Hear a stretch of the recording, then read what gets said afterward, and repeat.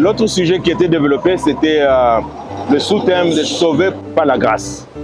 Sauver par la grâce, cela a toujours eu une mauvaise connotation parmi la plupart de nos contemporains qui pensent que être sauvé par la grâce signifie qu'on doit désobéir au commandement de Dieu.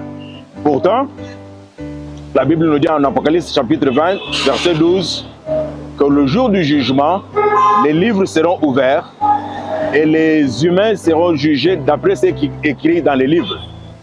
Donc vous comprenez que le jugement de Dieu, il y a la loi qui est impliquée. Par exemple, être sauvé par grâce ne signifie pas que nous pouvons aller voler, continuer à voler, prendre les femmes d'autrui, mentir, tuer ou faire tout cela parce que nous sommes sauvés par la grâce. Non, la loi existe. C'est pour cela que nous disons que nous sommes sauvés par la grâce parce que c'est une mesure de faveur que Dieu a donnée à l'humanité et à travers la foi.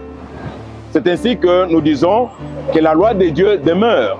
Et parmi la loi, nous parlons ici des 10 commandements de Dieu qui sont la base de sa constitution par laquelle nous serons jugés. Alors qu'on ne se mette pas dans la tête qu'être sous la grâce signifie qu'on a mis la loi à côté. Jésus lui-même a dit en Matthieu chapitre 17, verset 5 qu'il n'est pas venu pour abolir la loi. Au contraire, il est venu pour la raffermir. C'est lui qui a donné la loi.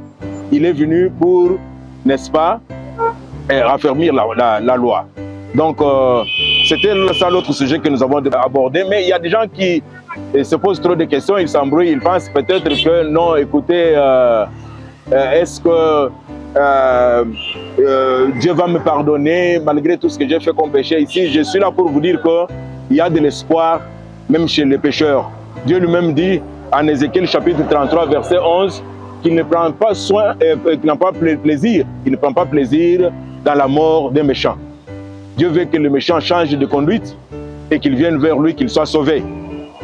Dieu a utilisé par exemple les gens dans la Bible qui étaient des pécheurs. Paul par exemple, Paul était l'un de ceux qui ont participé au meurtre du diacre Étienne. Mais Dieu l'a utilisé comme disciple pour prêcher le message aux gentils, aux non-juifs. Nous avons par exemple aussi l'exemple de David qui a, n'est-ce pas, commis l'adultère avec la femme d'autrui, il a fait tuer son mari.